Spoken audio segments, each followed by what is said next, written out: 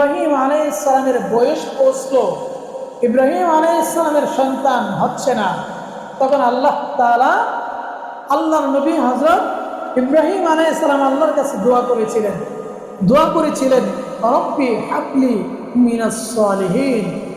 আল্লাহ তাআলার কাছে কি করছেন? দোয়া করছিলেন, হে আল্লাহ আমাকে নেককার সন্তান আপনি দান করেন, আল্লাহ আমাকে নেককার সন্তান দান করেন। সন্তান চাওয়াটা কার কাছে? আল্লাহ। আল্লাহর কাছে চাইতে হবে যে আল্লাহ আমাকে নেককার সন্তান, কাকুতি মিনতি করে আল্লাহর সাথে মায়া মহব্বতের সুরে ডেকে ডেকে আল্লাহর কাছে চাইতে হবে, আল্লাহ আমাকে কি করেন? নেককার সন্তান দান করেন। তো ইব্রাহিম আলাইহিস সালাম এই নেককার সন্তান আল্লাহর কাছে চাইলেন, আল্লাহর কাছে চাইলেন নেককার সন্তান। আল্লাহ তাআলা জবাব দিলেন, আল্লাহ তাআলা বললেন ফাবাশশারনাহু বিগুলামিন হালিম। আল্লাহ তাআলা বলেন আমি আল্লাহ ইব্রাহিমকে ফাবাশশারনাহু, আমি তাকে সুসংবাদ দিলাম বিগুলামিন হালিম, একেবারে ধৈর্যশীল এবং নেককার একটা সন্তান কি করলাম? সুসংবাদ দিলাম যে ইব্রাহিম তুমি আল্লাহর কাছে যে সন্তান চেয়েছো, তো আমি আল্লাহ তাআলা কি করছি? এমন একজন নেককার, এমন একজন ফরহেজগার, এমন একজন আনুগত্যশীল, আমি একজন নেককার সন্তান তোমাকে কি করলাম? উপহার দিলাম।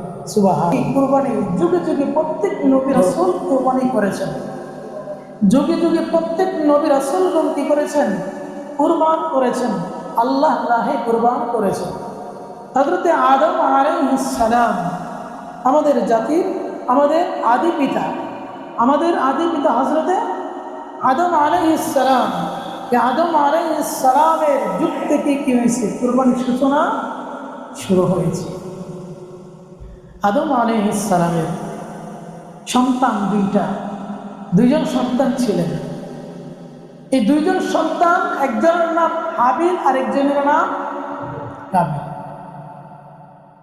তো আল্লাহ তাআলা দেখেন, আল্লাহ তাআলা যখন আদম আলাইহিস সালামকে দুনিয়াতে কি করেছেন? প্রেরণ করেছেন। তো আদম আলাইহিস সালাম একা, পৃথিবীতে আর কোনো মানুষ নাই, একা একজন, শুধু কে? আদম আলাইহিস সালাম। এই আদম আলাইহিস সালাম একজন একা, আর কোনো মানুষ নাই। আদম আলাইহিস সালামের জন্য একটু হতাশা কি লাগে? নিজের কাছে একটু হতাশা লাগে। আল্লাহ বলেন যে আমি আদম, তোমার কি হলে ভালো হয় সেটা আমি আল্লাহ বুঝি। তো হযরতে আদম আলাইহিস সালামের পাঁজর থেকে মা হাওয়া আলাইহিস সালামকে কি করেছেন? মা হাওয়া আলাইহিস সালামকে সৃষ্টি করেছেন। এই আদম আলাইহিস সালামের পাঁজর থেকে মা হাওয়া আলাইহিস সালামকে কি করেছেন? সৃষ্টি করেছেন। তাহলে এই হলো দুইজন মানুষ। এই হলো কি মানুষ? দুইজন মানুষ, আর পৃথিবীতে আর কোনো মানুষ নাই। আদম আলাইহিস সালামকে সৃষ্টি করার পরে, আদম আলাইহিস সালাম থেকে হাওয়াকে সৃষ্টি করার পরে, আদম আলাইহিস সালাম যখন হাওয়া আলাইহিস সালামকে স্পর্শ করতে যায়, আল্লাহ বলে সাবধান। আল্লাহ বলে কি? আদম সাবধান, এমনি এমনি কি করা যাবে না, স্পর্শ করা যাবে না, বরং তার কি করতে হবে? মোহর আদায় করতে হবে। মোহর আদায় করা ছাড়া কি করা যাবে না? স্পর্শ করা যাবে না। আল্লাহ বলেন মোহর, আদম আলাইহিস সালাম মোহর বুঝাই। আল্লাহ বলেন এমন একজন নবী আসবেন, শেষ একজন নবী আসবেন, যেই নবীর উপর আপনি যদি দুরূদ পড়েন, তাহলে সেই দুরূদের বিনিময়টা কি হবে? মোহরের পরিবর্তে হয়ে যাবে। আপনি সেই নবীর উপর কি করেন? দুরূদ পড়েন। আল্লাহ নবী হযরতে আদম আলাইহিস সালাম কি করছেন? আমার নবীর উপর দুরূদ পড়ছেন। এই দুরূদের বিনিময়ে আল্লাহ তাআলা মোহরকে কি করেছেন? কেন্দ্র করে হাওয়া আলাইহিস সালামের সাথে বিবাহ বন্ধনে আবদ্ধ করে দিয়েছেন। সুবহানাল্লাহ। তাহলে এই হাওয়া আলাইহিস সালামের সাথে কি করে দিয়েছেন? বিবাহ বন্ধনে আবদ্ধ করে দিয়েছেন। হাওয়া আলাইহিস সালাম এখন আদম আলাইহিস সালাম, আরো কাহিনী আছে, গন্ধম এই ফল ভক্ষণ করা, গাছের নিচে যাওয়া, ওইদিকে যাচ্ছি না, কুরবানির ভাবেই থাকি। তো এই আদম আলাইহিস সালাম আর হাওয়া আলাইহিস সালাম, এই দুইজন ছাড়া পৃথিবীতে আর কোনো মানুষ নাই। হাওয়া আলাইহিস সালামের পেট থেকে যে সন্তান জন্মগ্রহণ করে, এই আল্লাহ তাআলা নিয়ম দিয়েছেন, আল্লাহ তাআলার হুকুমে হাওয়া আলাইহিস সালামের পেট থেকে দুইজন সন্তান একত্রে কি হয়, জন্ম হয়। সুবহানাল্লাহ। কি করে প্রত্যেক বারবারই কি হয়, দুইজন সন্তান হাওয়া আলাইহিস সালামের পেট থেকে কি হয়, জন্ম হয়। একটা হয় নারী, আরেকটা হয় পুরুষ, অর্থাৎ ছেলে এবং মেয়ে। আল্লাহ তাআলা কি করেছেন, হাওয়া আলাইহিস সালামের ঘর থেকে কি করেছেন, এই জন্ম দিয়েছে। তাহলে পৃথিবীতে আর মানুষ নাই, আর পৃথিবীতে মানুষ জন্ম হওয়ার সিস্টেম হলো বিবাহ বন্ধন। বিবাহ বন্ধন ছাড়া পৃথিবীতে মানুষ আগমন করতে পারে না। বিবাহ ছাড়া কি করতে পারে না, মানুষ আগমন করতে পারে না। বিবাহ ছাড়া যদি হয় সেগুলো হলো জারত সন্তান বলে থাকি আমরা। কি বলে থাকি, জারত সন্তান বলে থাকি। অর্থাৎ বিবাহ বন্ধন শরীয়ত সম্মত ভাবে না হওয়াটাই কি হলো, জারত সন্তান। তো আদম আলাইহিস সালামের এই বিবির ঘর থেকে দুইজন সন্তান একত্রিত হয়, জন্মগ্রহণ করে। তাহলে এই দুইজন ভাই, যেই দুইজন ভাই আর বোন, তাদের মধ্যে বিবাহ বন্ধন নিষেধ। কিন্তু এর পরবর্তী জন্মে আবার যখন দুইজন সন্তান, একটা নারী একটা পুরুষ কি হয়, জন্মগ্রহণ করে, তখন ওই প্রথম জন্মের মেয়ে এবং শেষের জন্মের কি ছেলের সাথে বিবাহ বন্ধনকে আল্লাহ তাআলা হযরত আদম আলাইহিস সালামের শরীয়তে সেটাকে জায়েজ করে দিয়েছে। সুবহানাল্লাহ। আমরা তো জায়েজ না হলে তো, সিস্টেম এভাবে না হলে তো পৃথিবীতে এই পর্যন্ত মানুষ আসতো না, তাই না? তো আদম আলাইহিস সালাম, এই আদম আলাইহিস সালাম এর ঘর থেকে যখন দুইজন সন্তান জন্মগ্রহণ করলো, একটা ছেলে একটা মেয়ে, একটার নাম হাবিল আর পরবর্তীর আরেকটার নাম হলো কাবিল। তাহলে এইরকম ভাবে যখন কি হলো, এই জন্মগ্রহণ করলো, তো আদম আলাইহিস সালামের শরীয়তের বিধান ছিল কি, প্রথম বৎসরের মেয়ের সঙ্গে দ্বিতীয় বৎসরের ছেলে কি হবে, বিবাহ বন্ধনে আবদ্ধ হবে। ঘুমাইতেছেন নাকি? ঘুমাইন না, শোনেন। তাহলে কি হবে, এই বিবাহ বন্ধনে আবদ্ধ হবে। এখন এই হাবিলের এবং কাবিলের, তাহলে হাবিলের কথা ছিল প্রথম সন্তান, যেটা প্রথম মেয়ে যেটা জন্মগ্রহণ করেছে তার সাথে কি হওয়া, বিবাহ হওয়া। কিন্তু ঘটনাক্রমে হাবিলের সাথে যেটা বিবাহের কথা ছিল সেটা পরমা সুন্দরী, আর কাবিলের সাথে যেটা জন্মগ্রহণ করেছে, একসাথে জন্মগ্রহণ করেছে, সেটা কুৎসিত। সেটা কি, না কাবিলের সাথে যেটা জন্মগ্রহণ করেছে সেটা সুন্দরী ছিল, সেটা ছিল সুন্দরী। এখন এই কাবিল বলতেছে না, আমি ওই কুৎসিতটাকে বিয়ে করবো না, বরং আমার সাথে যেটা জন্মগ্রহণ করেছে সেটাকে আমি কি করবো, বিবাহ করব।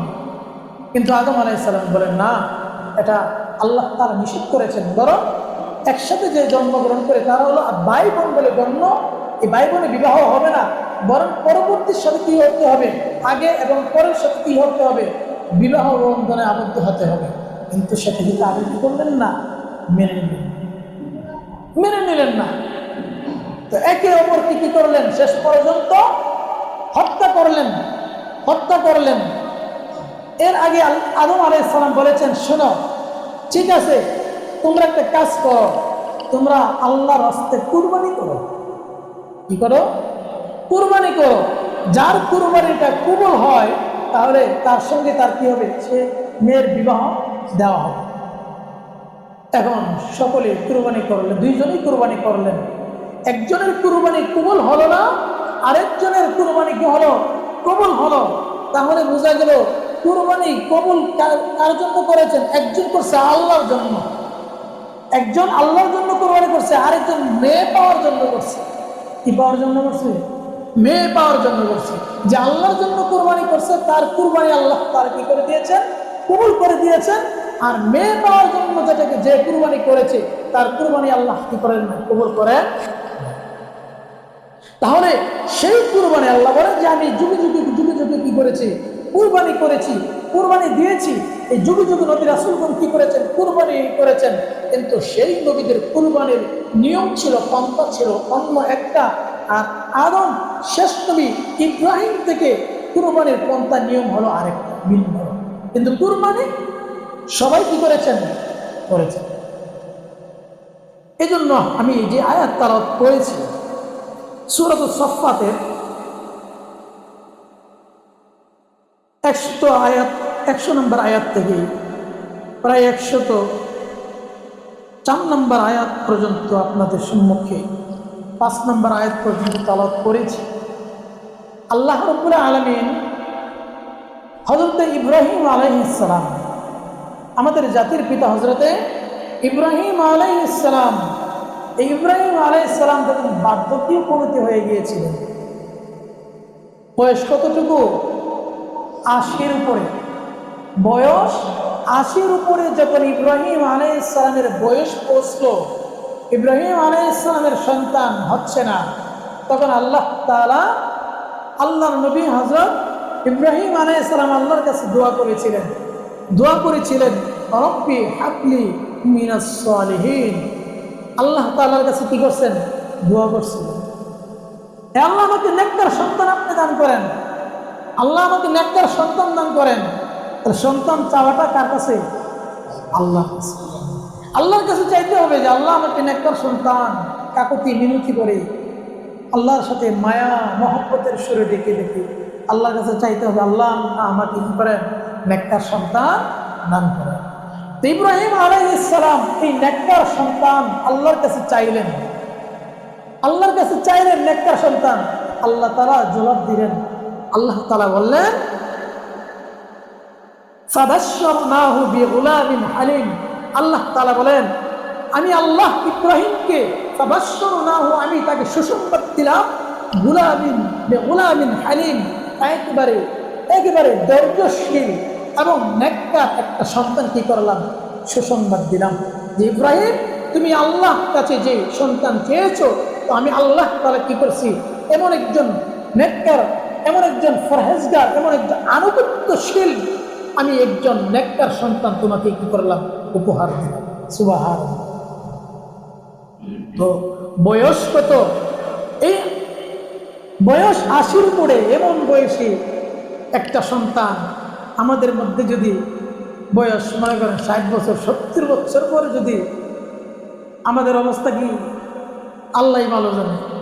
মনে করেন 10 বছর 15 বছর পরে যদি কি করে একজন সন্তান হয়, একটা বাবার সন্তান হয়, তাহলে সেই বাবা সেই সন্তানের প্রতি মায়া কতটুকু হবে বলেন? অনেক হবে না? অনেক হবে। আর এমনি বিয়ার 2-3 বছর পর্যন্ত বাচ্চা না হইলে, এরপর বাচ্চা হইলেই কি হয়?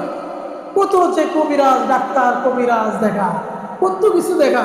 এরপরে যখন সন্তান হয়, এর প্রতি কত মায়া, কত মহব্বত। ইব্রাহিম আলাইহিস সালামের সেই সন্তান ইসমাঈল, আল্লাহ তাআলা 80 বছরের পরে ইসমাঈলকে আল্লাহ তাআলা উপহার দিয়েছিলেন ইব্রাহিমের কাছে। ইব্রাহিম আলাইহিস সালাম সন্তান পেয়ে বড় আনন্দ, বড় খুশি।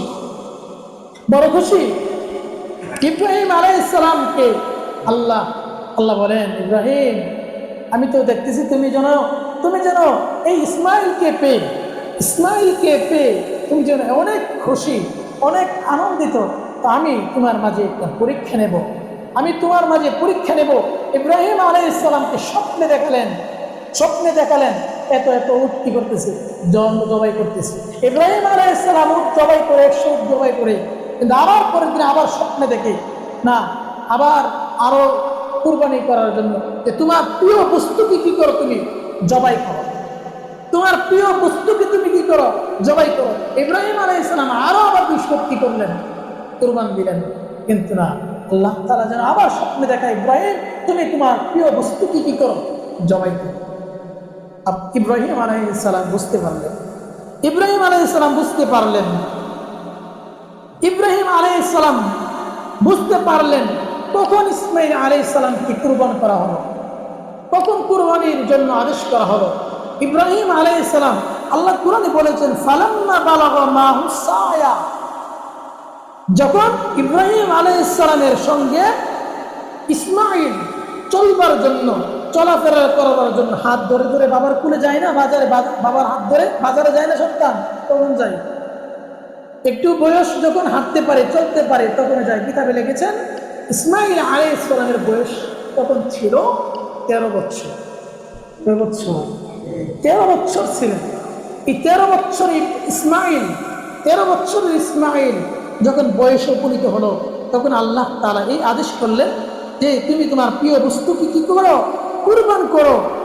তো ফালাম্মা বালাগাহু সায়াম ক্বালা ইয়া বুনাইয়া ইন্নী আরা ফিল মানাম। তখন এখন ইব্রাহিম আলাইহিস সালাম তার সন্তানকে ডাকতে বলতেছে, ইসমাইল, ও আমার সন্তান, আমার পুত্র, ক্বালা ইয়া বুনাইয়া ইন্নী আরা, আমি নিশ্চয় স্বপ্নে দেখেছি, ইন্নী আরা ফিল মানাম আন্নী আযবাহুকা, আমি তোমাকে কি করতেছি, জবাই করতেছি। এই কথা কার কাছে বললেন?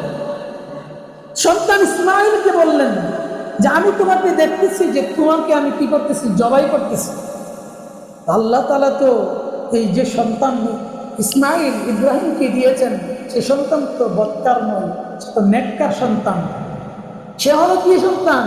নেককার সন্তান, ফরহেজগার সন্তান, আনুগত্যশীল সন্তান, যে কি করছে এই ইব্রাহিমের কথা শুনে, বাবার কথা শুনে এখন বলতেছে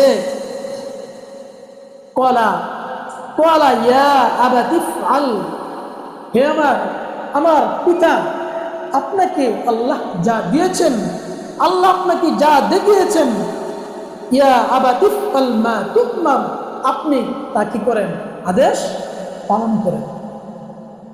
ইসমাঈল আলাইহিস সালাম বলতেছেন, বাবা, আল্লাহ তাআলা আপনাকে যে স্বপ্ন দেখিয়েছেন আমাকে জবাই করবার জন্য, তো আমি ইসমাঈল রাজি আছি, আপনি কি করেন, আল্লাহর সেই আদেশটা কি করেন, পালন করেন। সাতাজিদুনি ইনশাআল্লাহু মিনাস সাবিরিন। ইসমাঈল দেখেন এইখানেও আসলে নেককার ফরহেজগার প্রকৃতপক্ষে যারা আল্লাহ প্রিয় হয় তারা দেখে তাদের ইখলাস দেখেন কেমন। এইখানেও বলতেছে যে আমি ধৈর্যশীল, এই কথা বলে না, বরং বলতেছে বাবা আমাকে আপনি ধৈর্যশীলদের মধ্যেই পাবেন। সুবহানাল্লাহ। আরে বলে না অনেকে একটু তাকাব্বুরি অহংকার করে বলে না, বিভিন্ন কথাই তো বলে। ইসমাঈল বলতেছে আমাকে ধৈর্যশীল হিসাবে পাবেন, এইভাবে বলে নাই, বলতেছে বাবা আমাকে আপনি ধৈর্যশীলদের মধ্যেই পাবেন। অর্থাৎ উনি বুঝিয়েছেন যে না, আরো ধৈর্যশীল মানুষ আছে, তাদের মধ্যেও আমি একজন। তো ইসমাঈল আলাইহিস সালাম বাবাকে এই কথা বলছেন। এই কথা বলার পরে তো ইব্রাহিম আলাইহিস সালাম এই বাবাকে, এই সন্তানকে কি করলেন, হাত পা এগুলো বেঁধে দিলেন, চোখ বেঁধে দিলেন। ইসমাঈল বলতেছে বাবা আমার হাতগুলো আপনি বেঁধে দেন, যখন আমাকে জবাই করবেন আমি যেন নড়াচড়া করতে না পারি, আমার হাতগুলো বেঁধে দেন, আমার পাগুলো বেঁধে দেন। ইসমাঈল আলাইহিস সালাম বলতেছে, ইসমাঈল আলাইহিস সালামকে যখন শোয়াইলেন, যখন ছুরি চালাবে, ওই যে বলেছিলাম হযরতে আদম আলাইহিস সালামের 2 সন্তান কুরবানি করেছিলেন। ইবনে কাসির রাহমাতুল্লাহ আলাইহি বলেন যে ওই যার কুরবানিটা কবুল হয়েছিল, জান্নাত থেকে একটা উট নিয়ে আসছিল, সেই উটটা আল্লাহ তাআলা জান্নাতে রেখে দিয়েছিলেন। সেই উটটাকে ইব্রাহিমের এই ইসমাঈলের এই গলার পরিবর্তে উটটাকে আল্লাহ তাআলা বিছিয়ে দিয়েছিলেন। সুবহানাল্লাহ। তাহলে কতটুকু ত্যাগ করেছিলেন, আল্লাহর পরীক্ষায় কতটুকু। ইব্রাহিম আলাইহিস সালাম কত পরীক্ষায়, নমরুদ যখন আগুনের মধ্যে নিক্ষেপ করেছিলেন ইব্রাহিম আলাইহিস সালামকে, ইব্রাহিম আলাইহিস সালাম সেখানে কি করেছিলেন, দরজার পরীক্ষা দিয়েছিলেন। আগুন হয়ে গিয়েছিল ফুলের বাগিচা। কি হয়ে গিয়েছিল? ফুলের বাগিচা হয়ে গিয়েছিল। এইখানেও 80 বছর পরে যখন সন্তান পাইলেন, 80 বছর পরে এই সন্তান পাইলেন, সন্তান পাওয়ার পর সন্তানকে নিয়ে আনন্দ ফুর্তি করতে লাগলেন। এমন সময় আল্লাহ তাআলার নির্দেশে ইসমাঈলকে আল্লাহর নবী ইব্রাহিম কি করলেন, জবাই করতেছিলেন। জবাই করার এই হুকুমটা পালন করেছেন, কিন্তু ইসমাঈল তো জবাই হয় না, বরং শেষে দেখে যে রক্ত বের হয়েছে জান্নাতি উট থেকে। সুবহানাল্লাহ। তাহলে আমরা কি শিক্ষা পাইলাম? এই করোনা এই ঘটনা দিয়ে আমাদের কি বোঝানো হয়েছে? আমাদের কি বলছে? এই হাবিল কাবিলের কুরবানি আমাদেরকে কি বলছেন? একজন হাবিল কাবিল দুই ভাইয়ের মধ্যে এক ভাই আল্লাহকে পাওয়ার জন্য আদম আলাইহিস সালামের কথা শুনে কুরবানি করেছে, আরেকজন ওই আকলিমাকে পাওয়ার জন্য, মেয়েকে বিবাহ করার জন্য কি করেছেন? কুরবানি করেছেন। আল্লাহ তাআলা একজনের কুরবানি কবুল করেছেন, আরেকজনের দুনিয়াবি পাওয়া ছিল, সেজন্য আল্লাহ তাআলা সেটাকে কি করেন নাই? কুরবানি করেন নাই।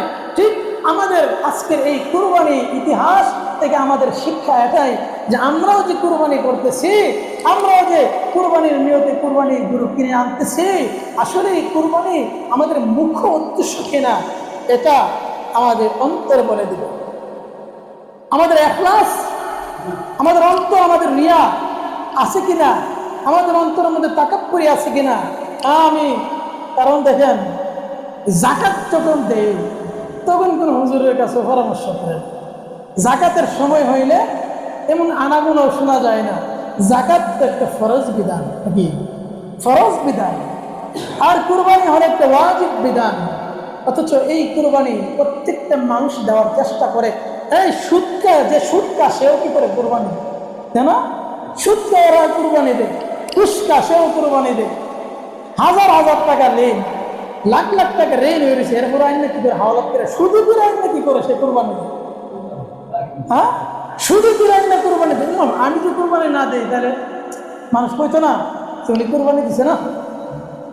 কোরবানি দেওয়া ভালো, কোরবানি দেওয়া সওয়াব। কোরবানি না করে ঈদগাহে যাওয়া আল্লাহর নবী নিষেধ করেছেন যে কুরবানি দিলা আমার ঈদগাহ ময়দানে তোমরা আসবা। তাহলে কত সওয়াবের কাজ, কত আদেশের কাজ। কিন্তু সুদি কইরা, চুরি কইরা, ডাকাতি কইরা এই কুরবানির একটা কথা মনে হয়েছে। এক ইমাম সাহেব ওয়াজ করতেছে কুরবানির ফজিলত শূন্য, তো আরেকজন মামুর বাড়ি গেছে, গিয়া কি করছেন, বালাগুড়া বাচ্চা চুরি বিরানি মামুর বাড়ি থেকে লয়া আয় করতেছে। ইমাম সাহেব যখন 3টার সময় উঠছে, তার নামাজ পড়তো। ইমাম সাহেব দেখতেছে কেউ তুমি গুরুত্ব আনলাম। গত সপ্তাহে যে আলোচনা করছেন কুরবানির আলোচনা, ফজিলতের আলোচনা, আলোচনায় শুনে অন্তর আর ঠিক থাকতে পারে নাই, লয়া বলছি গুরু একটা কিনে কেমনে আনছো? ওরা লয়ে বলছে মামুর বাড়িতে। কই আনছো? না চুরি। হুজুর জানি আপনি শুনলে এই ফেসটা লাগাইবেন, এই ফেস যে লাগাইবেন এটা আমি জানি, তো আনছি কেন? হয়েছে কুরবানির ফজিলত আর চুরি করার গুনাহ সমান হয়ে যাবে। মাঝখানে গোস্ত খামো খাও, বুঝছেন নেই? মাঝখানে গোস্ত খামো খাও। পাইছ আমার বাবাজিরা, আমি যে কথাটা বলতেছি, এই কুরবানি একমাত্র আল্লাহর জন্য হতো। ইন্নাস সালাতি ওয়া নুসুকি মাহইয়ায়া ওয়া মামাতি লিল্লাহি রাব্বিল আলামিন।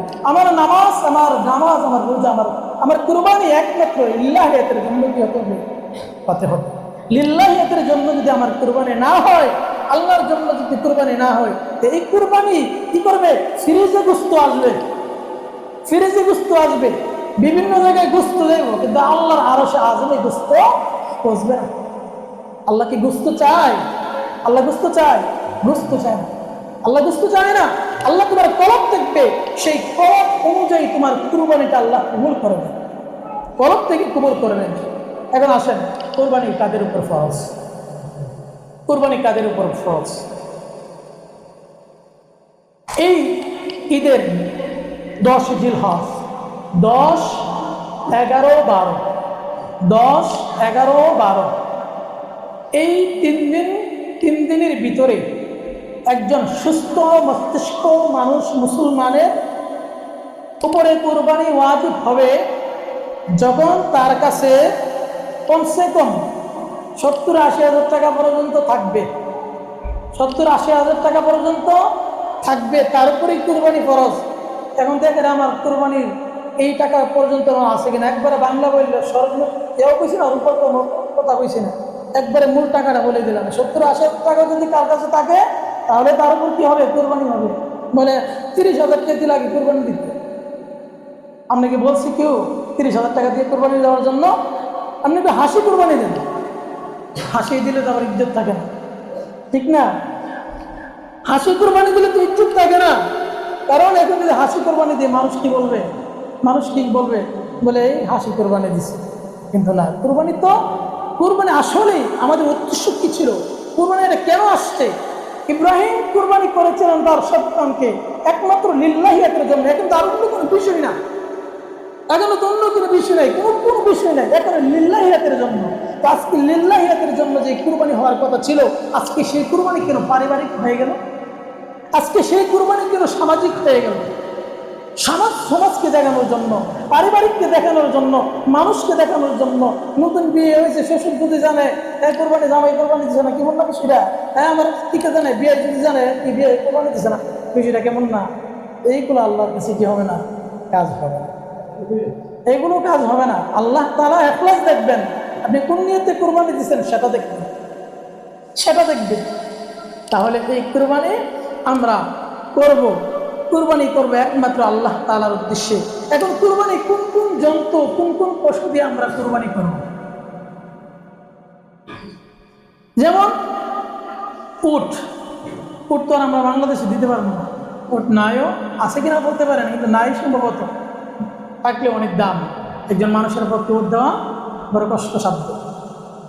উট, মহিষ, গরু, মহিষ, গরু এ জাতীয় এবং ভেড়া, ছাগল, এইগুলো দিয়ে কী করতে হবে? কুরবানি দিতে হবে। আমাদের এই বাজারে গেলে দেখা যায় কিছু ব্যবসায়ী আছে, বাটপার সিটার, তারা এই বয়সের তো সীমানা আছে, উট 5 বছর হতে হবে। 5 বছরের কমে যে একদিন কম হয়, উট দিয়ে কুরবানি চলবে না। গরু, মহিষ, এগুলো 2 বছর পূর্ণ হতে হবে। এই 2 বছরের আগে যদি হয়, কম হয়, তাহলে কোরবানি হইব না। এখন বাজারে গেলে বলে কি ওই বছর হয়েছে, আরে 2 বছর, কিন্তু 2 বছর উপরে গেছে। এমন বাটপার ব্যবসায়ী আছে না? আছে। একটু যাচাই বাছাই করে কি করবেন? কুরবানির পশুগুলো কিনবেন, ঠিক আছে? এই পশুগুলো যাচাই বাছাই করে কিনবেন। এরপরে এই বেড়া, বকরি, এগুলো 1 বছর পূর্ণ হতে হবে। এগুলো কয় বছর? 1 বছর পূর্ণ হতে হবে। এগুলো দিয়ে আপনি কুরবানি করতে পারবেন। এখন আসেন, কুরবানি কোন, কথা বলতেছি কি, কুরবানি কোন পশুর মধ্যে কয়জন নাম দিতে পারবেন, শরীক থাকতে পারবেন? একটা উট, উট এবং গরু, মহিষ, এগুলোর মধ্যে 7 জন নাম দিতে পারবেন। 7 জনের অতিরিক্ত নাম দেওয়া যাবে না, মানে 7 জন শরীক আর কি, 7টা শরীক দিতে পারবেন। একজন একজন করে 7 জন শরীক দিতে পারবেন। এবং একটা এই শরীকের মধ্যে 7 জন যদি মনে করেন যে আমি আকিকা দেব, সেটা দিতে পারবেন, দিতে পারবেন, কোনো সমস্যা নেই। হ্যাঁ, এখন এই 7 জনের মধ্যে যদি একজনে 2 ভাগ হয়, মনে করেন 6 জন, 6 নাম দিছে, আর একটা নাম থাকে, ওইটা নাম আর একটা নাম থাকে, একটা নাম 2 জনে ভাগ করে নেবেন কুরবানি দিতে। একটা নাম যদি মনে করেন যে এক নামে মনে করেন 30,000 করে সবাই 6 জন শরীক হয়েছে, আর 30,000 একটা নাম আছে, তো আমার কাছেও কিছু নাই, বেশি টাকা নেই, আপনাদের কাছে বেশি টাকা নেই, আপনি বন্ধু আমি বন্ধু দিয়ে 30টা কি করলাম, যোগ হইলাম, এই যোগ করলে কুরবানি হবে না, এই কুরবানি হবে না। আর কমে আনেন, সমস্যা কি, আর ছোট আনেন, কিন্তু এই বাঙ্গা অর্ধেক অর্ধেক করে দিলে কি হবে না, কুরবানি হবে না। ঠিক আছে কথা? এখন আসেন, এই কুরবানির পশু কি কি দেখে কিনবেন? একটু ভালো রঙই দেখবেন, স্বাস্থ্যবান, গরুটা চলতে পারতেছি কিনা। কারণ কুরবানির যেখানে কুরবানি করবেন, মনে করেন গরু ডাইনা বাইদা রাখছে, ওইখানে কুরবানি করেন, এখান থেকে সেখানে যদি হেঁটে না যেতে না পারে, সেটা দিয়ে কুরবানি চলবে না, সেটা দিয়ে কুরবানি চলবে না। এজন্য সুস্থ দেখে একটু কি করবেন, এই পশু তৈরি করবেন, পশুর রংটা যেন সুন্দর হয়। হ্যাঁ, মানে চতুর্দিকে কি করবেন, যাচাই করে বাছাই করে কি করবেন, কুরবানি পশু ওই করবেন।